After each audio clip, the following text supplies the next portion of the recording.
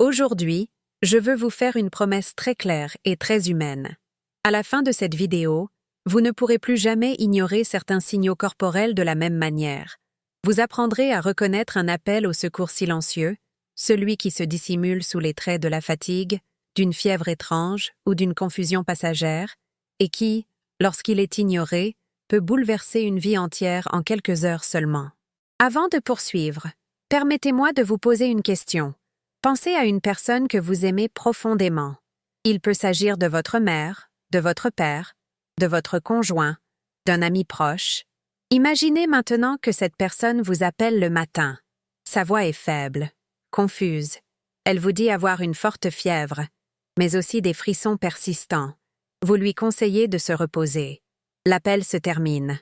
3 heures plus tard, cette même personne est inconsciente aux urgences. Vous êtes-vous déjà demandé comment une chose pareille peut se produire si vite?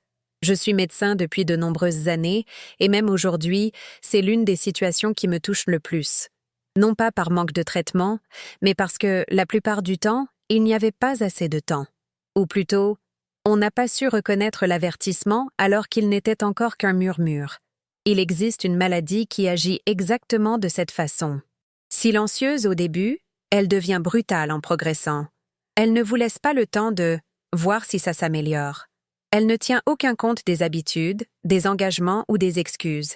Et le plus effrayant, alors que beaucoup de gens pensent souffrir d'une simple infection, le corps lui-même a déjà commencé à s'attaquer de l'intérieur. Combien de fois avez-vous ressenti quelque chose d'étrange et pensé « Je me pencherai sur la question plus tard ».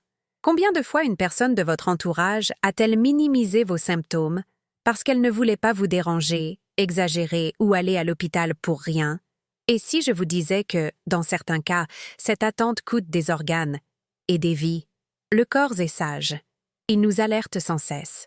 Le problème, c'est que personne ne nous a appris à écouter certains signaux avec toute l'importance qu'ils méritent. Et quand l'alerte devient évidente, il est parfois déjà trop tard. Tout au long de cette vidéo, je vais vous montrer comment identifier ces signes avant-coureurs, alors qu'il existe encore une réelle possibilité de guérison. J'expliquerai pourquoi cette affection n'est pas simplement une infection grave, pourquoi elle déconcerte même les personnes expérimentées, et ce qui distingue ceux qui interviennent à temps de ceux qui interviennent trop tard. Si vous êtes ici parce que votre santé ou celle d'un proche vous tient à cœur, je vous invite à vérifier si vous êtes déjà abonné à la chaîne et à aimer cette vidéo. Ce simple geste permet à cette information d'atteindre d'autres personnes qui, peut-être, ignorent actuellement des signaux d'alarme importants sans se rendre compte du risque qu'elles courent. Restez avec moi jusqu'au bout. Ce que vous allez comprendre aujourd'hui peut changer votre façon de réagir aux signaux de votre corps, et c'est peut-être précisément cette connaissance qui vous incitera à agir. Avant à partir du point de non-retour. Lorsque j'explique cette affection à mes patients, je commence presque toujours par dissiper une idée fausse dangereuse. La plupart des gens pensent qu'il s'agit simplement d'une infection plus grave, quelque chose que le corps combattra avec du repos, des médicaments, voire un antibiotique. Mais la vérité est bien plus complexe et bien plus inquiétante lorsqu'elle est méconnue. La septicémie n'est pas l'envahisseur. Il s'agit de la réaction incontrôlée de son propre mécanisme de défense. C'est comme si le corps, en tentant de se protéger, perdait ses limites. Imaginez un système d'alarme censé seulement signaler un incendie, mais qui, à la simple détection de fumée, se met à faire exploser les murs, à briser les vitres et à couper le courant dans toute la maison. L'incendie serait peut-être maîtrisable, mais la réaction finit par tout détruire. À l'intérieur du corps, un phénomène similaire se produit. Une infection courante, pneumonie, infection urinaire, plaie, déclenche le système immunitaire. Mais au lieu de simplement s'attaquer au problème, celui-ci s'effondre. Les vaisseaux sanguins commencent à fuir, la tension artérielle chute et l'oxygène cesse d'atteindre les organes. Le corps entre alors dans un état de chaos interne silencieux où chaque minute compte. Le plus difficile, c'est qu'au début, ça n'a pas l'air grave. La personne peut encore parler, marcher et répondre aux messages.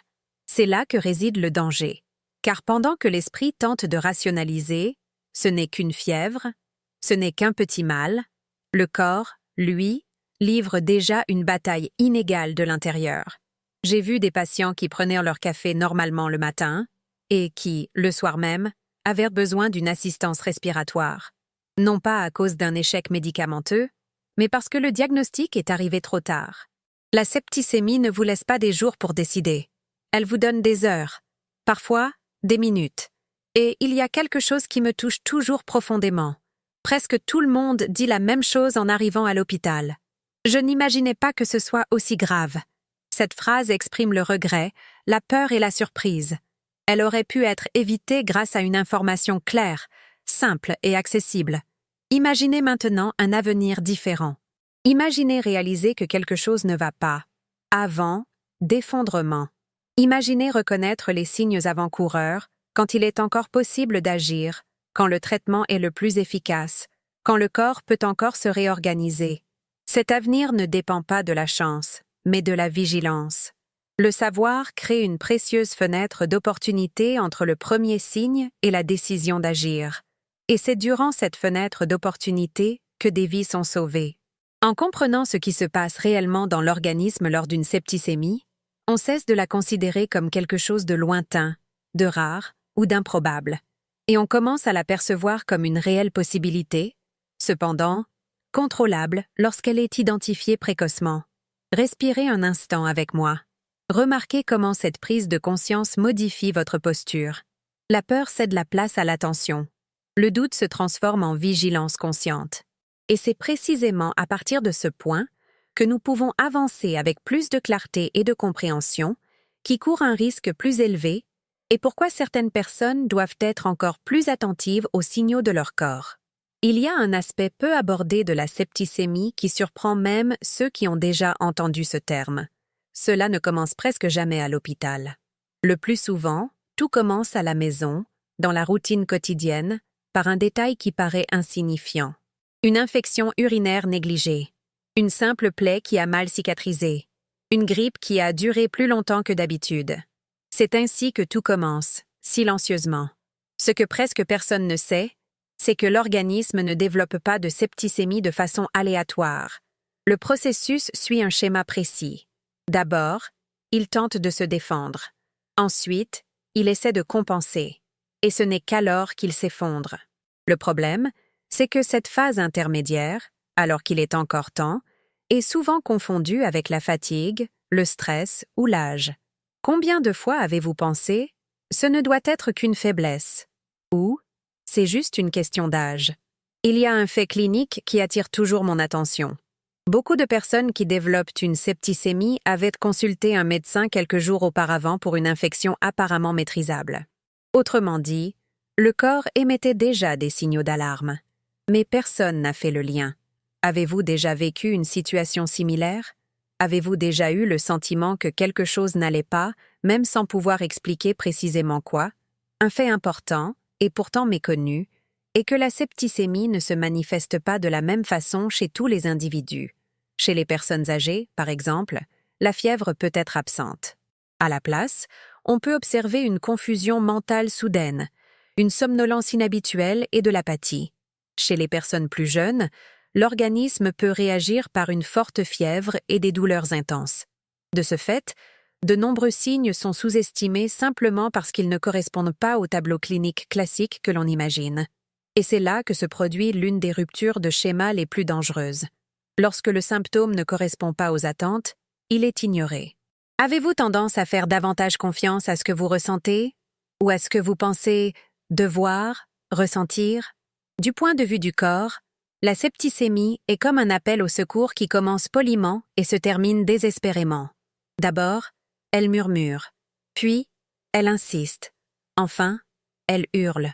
Le problème, c'est que nous n'apprenons à respecter ce cri que lorsque la douleur est insupportable, lorsque l'évanouissement survient, lorsqu'il n'est plus possible de l'ignorer. Imaginez combien les choses seraient différentes si nous apprenions à agir même à voix basse. Si un malaise étrange, une fièvre inexpliquée, une confusion soudaine étaient perçus comme des signes exigeant une attention immédiate et non comme une exagération. Qu'est-ce qui changerait dans la façon dont vous prenez soin de vous ou de vos proches? Il y a aussi un aspect émotionnel dont on parle rarement. Nombreux sont ceux qui tardent à demander de l'aide par peur d'être un fardeau, d'inquiéter leur famille, de paraître fragiles. C'est particulièrement vrai pour ceux qui ont toujours été forts, attentionnés et résilients. Mais le corps ne connaît pas l'orgueil. Il connaît ses limites. Si vous avez déjà reporté un rendez-vous chez le médecin pour éviter de déranger quelqu'un, cette réflexion est peut-être importante. Avez-vous tendance à vous faire passer en dernier lorsqu'il s'agit de votre santé? Quand je parle de septicémie, je ne parle pas seulement d'une maladie. Je parle de « attention, il s'agit d'écouter, de respecter ses signaux internes. » Car la différence entre une frayeur gérable et une tragédie réside presque toujours dans une décision prise trop tôt ou trop tard. Si un passage de ce texte vous a interpellé, s'il a évoqué une personne, une situation, un sentiment difficile à exprimer, n'hésitez pas à le partager dans les commentaires. Nombreux sont ceux qui ne réalisent leur solitude qu'en lisant le témoignage d'autrui. Et cet échange en soi est une forme de soutien précieuse. Maintenant que vous comprenez que la septicémie n'apparaît pas de nulle part, qu'elle suit des schémas et envoie des signaux d'alerte spécifiques, il devient plus facile de comprendre pourquoi certaines personnes sont plus à risque et pourquoi la reconnaissance de certains signes au bon moment peut complètement changer l'issue d'une histoire. Je n'oublierai jamais cette patiente que j'ai vue un matin tranquille. Elle était arrivée des heures plus tôt, marchant seule, se plaignant seulement d'un malaise difficile à expliquer. Elle ne souffrait pas beaucoup, rien ne semblait grave. Pendant que nous parlions, elle souriait, s'excusant de « déranger ». 2 heures plus tard, tout avait changé. Sa tension avait chuté, sa peau était devenue froide, et elle avait commencé à perdre la tête. Son corps n'était pas seulement malade, il menait une véritable guerre intérieure. Cette transformation rapide est une caractéristique de la septicémie, unique en son genre. Elle bouleverse tout sans prévenir. La plupart des gens s'imaginent que le danger s'accompagne toujours de signes évidents, presque cinématographiques. Mais la réalité est plus déconcertante. Souvent, le corps s'effondre, même si son aspect extérieur reste fonctionnel, c'est comme un barrage qui commence à se fissurer de l'intérieur. À l'extérieur, tout semble solide, jusqu'au moment où tout cède. Il existe un fait scientifique qui surprend souvent, même les professionnels de santé en début de carrière. Dans certains cas de septicémie, l'organisme ne réagit pas par une forte fièvre, mais par une chute de température. Au lieu de chaleur, un froid intense s'installe. Au lieu d'agitation, une lenteur s'installe. L'organisme épuisé commence à économiser son énergie pour survivre.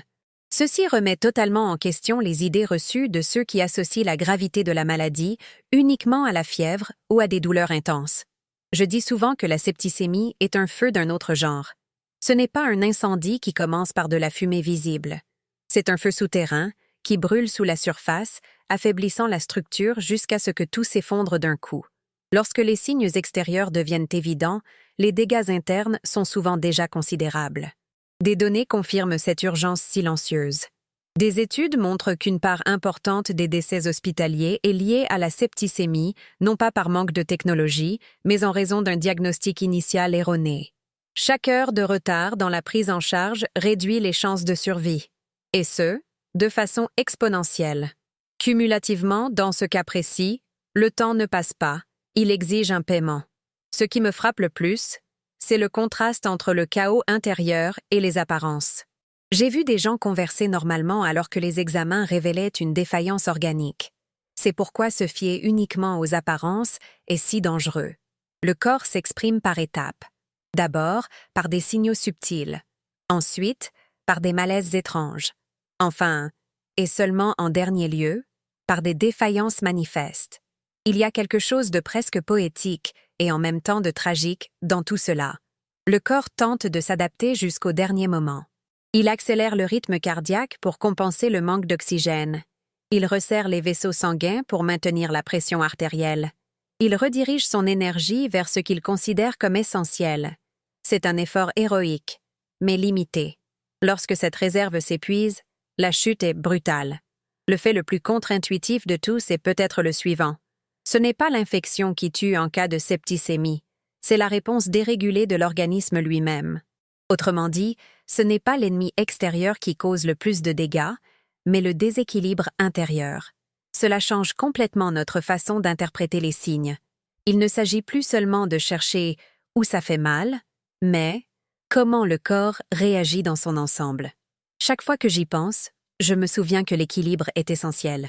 La santé n'est pas l'absence de problème, mais la capacité d'y répondre de manière organisée. La septicémie survient lorsque cette organisation est perturbée. Et, paradoxalement, elle nous enseigne une leçon de vie profonde. Ignorer les premiers signes a presque toujours des conséquences plus graves par la suite. Chaque histoire médicale recèle un enseignement silencieux. Certaines se terminent par une guérison, d'autres par une perte. La différence entre elles, le plus souvent, ne réside ni dans la force de la personne, ni dans la qualité de l'hôpital. Elle réside dans le moment où l'on comprend qu'il ne s'agit pas d'un simple symptôme. C'est précisément pourquoi comprendre les signes avant-coureurs d'un effondrement n'est pas qu'une simple information médicale. C'est un moyen de préserver des récits, de sauver des vies et d'interrompre des trajectoires potentiellement dévastatrices. Lorsque nous apprenons à reconnaître ces signaux d'alarme, la peur se mue en lucidité, et la lucidité ouvre la voie à une action consciente, à un moment où tout peut encore basculer. Parvenu à ce stade, quelque chose d'important se réorganise chez l'auditeur attentif. La septicémie cesse d'être un simple mot effrayant et commence à prendre sens comme un processus, brutal, rapide, mais compréhensible. Et lorsqu'on comprend quelque chose, son pouvoir de paralysie s'atténue. La peur aveugle cède la place à la lucidité. Tout ce que nous avons vu jusqu'à présent converge vers une même vérité tacite. Le corps ne défaillit pas subitement. Le journaliste tente de compenser. Il s'adapte du mieux qu'il peut. La septicémie survient lorsque cette capacité d'adaptation est dépassée. Non pas parce que la personne était faible, distraite ou négligente, mais parce que, souvent, personne ne lui a appris à reconnaître les signes avant-coureurs au bon moment. Avec le recul, vous pouvez peut-être faire le lien. Une fatigue inhabituelle, une fièvre étrange, une confusion passagère, un malaise général qui détonnait avec le reste de la journée. Des situations qui, prises isolément, semblaient insignifiantes, mais qui, ensemble, racontaient une histoire. L'histoire d'un corps qui appelle au secours avant de s'effondrer. Il y a là quelque chose de profondément humain.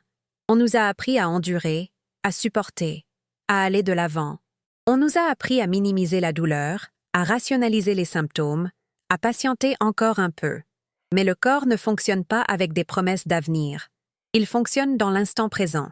Et lorsque le présent est ignoré de façon répétée, le prix à payer est généralement élevé. La clarté qui se dégage ici n'est pas seulement médicale. Elle est existentielle. Comprendre la septicémie, c'est en quelque sorte comprendre l'importance de l'équilibre. La santé n'est pas l'absence d'infections, de problèmes ou d'événements imprévus. La santé, c'est la capacité de réagir de manière organisée face aux difficultés. La septicémie survient lorsque cette organisation est perturbée. Et cela peut arriver à n'importe qui, à n'importe quelle famille. Mais il y a quelque chose de réconfortant dans cette compréhension. Détectée précocement, la septicémie peut être stoppée. Le corps, lorsqu'il est soutenu à temps, possède une capacité de récupération impressionnante. J'ai vu des personnes, au bout du rouleau, revenir à la vie avec dignité, lucidité et une profonde gratitude. Non par miracle, mais grâce à une intervention opportune. C'est le tournant décisif. La perception change. Au lieu de penser « cela ne m'arrivera jamais », une question plus mature et protectrice se pose. Si cela arrive, saurais-je le reconnaître? Cette question, à elle seule, sauve des vies, car elle modifie les comportements, les décisions et les priorités. À partir de ce moment, une transformation intérieure s'opère. L'attention s'affine. L'écoute du corps devient plus respectueuse. Le soin cesse d'être réactif et devient conscient. Non par peur, mais par responsabilité envers soi-même et envers ceux qu'on aime. La plus grande leçon est peut-être celle-ci. Agir tôt n'est pas une exagération, c'est de la sagesse. Demander de l'aide n'est pas un signe de faiblesse, mais de lucidité. Prendre les signes au sérieux n'est pas exagéré, mais témoigne d'une maturité émotionnelle et physique. Le corps n'a pas besoin d'être en état de choc pour mériter notre attention. Maintenant que tout est plus clair, un autre désir surgit naturellement. Non pas celui d'accumuler plus d'informations, mais celui de savoir. Comment appliquer cette compréhension dans la vie réelle? Comment transformer la prise de conscience en action? Comment dépasser le rôle de spectateur et devenir un acteur de sa propre santé et de celle des autres? Cet état d'esprit, calme, alerte et présent, est le terreau fertile de la prochaine étape. Une étape pratique, réalisable et humaine. Car la compréhension sauve, mais agir au bon moment, voilà ce qui change véritablement l'issue. Si vous êtes arrivé jusqu'ici, c'est que quelque chose a déjà changé en vous. Peut-être discrètement, peut-être silencieusement, mais c'est un changement. Car vous savez maintenant que cette douleur initiale, cet appel téléphonique hésitant, cette étrange fièvre, cette confusion soudaine, tout cela a un sens. Et plus encore, il existe une solution possible. Je vous invite à revenir un instant à l'image du début. La personne qui appelle à l'aide. Le temps qui passe trop vite. Ce sentiment de « si seulement j'avais compris plus tôt ». Cette douleur existe parce que, pendant longtemps, nous avons appris à résister en silence, à endurer, à attendre. Mais le corps n'est pas fait pour être ignoré. Il est fait pour être entendu. La bonne nouvelle, c'est qu'il n'est pas nécessaire d'être médecin pour agir correctement. Le plan est simple, humain et réalisable. Il repose sur 3 actions conscientes. Le premier est attention. Soyez attentifs aux signes inhabituels.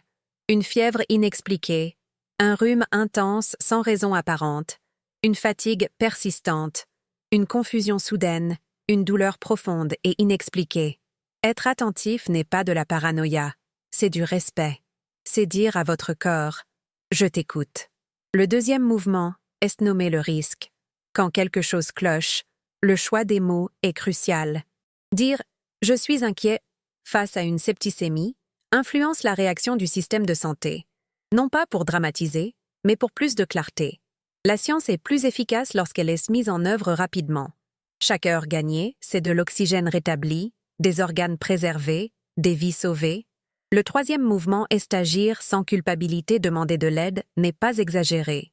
C'est faire preuve de maturité.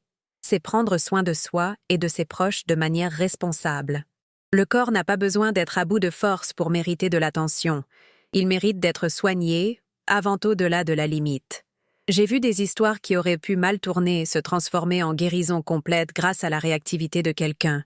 Point d'héroïsme, juste de la vigilance, de l'écoute, de la présence.